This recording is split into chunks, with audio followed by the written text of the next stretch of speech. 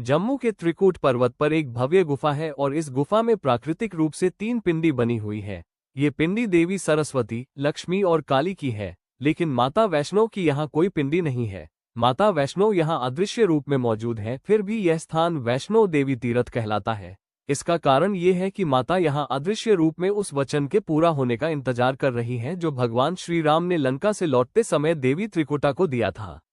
इस संदर्भ में एक कथा है कि धर्म की रक्षा के लिए भगवान विष्णु के अंश से एक कन्या का जन्म दक्षिण भारत में रामेश्वरम तट पर पंडित रत्नाकर के घर हुआ था। 9 वर्ष की उम्र में जब इन्हें पता चला कि भगवान विष्णु ने राम के रूप में अवतार लिया, तब देवी त्रिकुटा ने राम को पति रूप में पाने के लिए तपस्या शुरू कर दी। सीता हरण के बाद भगवान राम जब सीता को ढूंढते हुए रामेश्वरम तट पर पहुंचे तो यहाँ राम और त्रिकुटा की पहली मुलाकात हुई।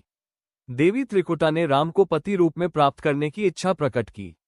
भगवान राम ने देवी त्रिकुटा से कहा कि मैं इस अवतार में एक पत्नी व्रत रहने का वचन लिया है। मेरा विवाह सीता से हो चुका है, इसलिए मैं आपसे विवाह नहीं कर सकता।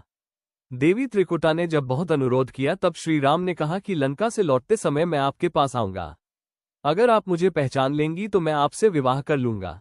श्री राम ने अपना वचन का पालन किया और लंका से लौटते समय वे त्रिकुटा के पास आए, लेकिन भगवान राम की माया के कारण देवी त्रिकुटा उन्हें पहचान नहीं सकी। त्रिकुटा के दुख को दूर करने के लिए श्री राम ने कहा कि देवी, आप त्रिकूट पर्वत पर एक दिव्य गुफा है। उस गुफा में तीनों महाशक्तियां महासरस्वती, महालक्ष्मी और महाकाली पिंडी रूप में विराजमान है। आप उसी गुफा में जाकर मेरी प्रतीक्षा कीजिए। कलयुग में जब मेरा अवतार होगा तब मैं आकर आपसे विवाह करूंगा। तब तक महावीर हनुमान आपकी सेवा में रहेंगे और धर्म की रक्षा में आपकी सहायता करेंगे। धर्म का पालन करने वाले भक्तों की आप मनोकामना पूरी कीजिए। भगवान राम के अनुसार आज भी वैष्णो माता उनकी प्रतीक्षा कर रही हैं और दरबार में आने वाले भक्त के दुख दूर कर उनकी झोली भर देती हैं।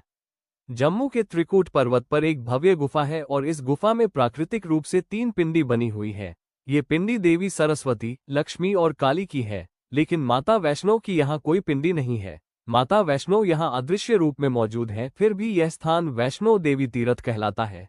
इसका कारण ये है कि माता यहाँ अदृश्य रूप में उस वचन के पूरा होने का इंतजार कर रही हैं जो भगवान श्री राम ने लंका से लौटते समय देवी त्रिकुटा को दिया था।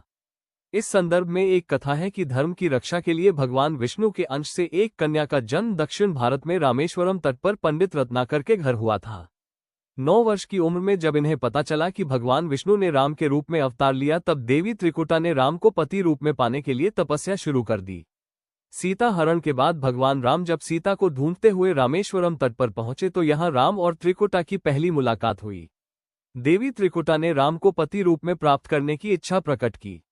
भगवान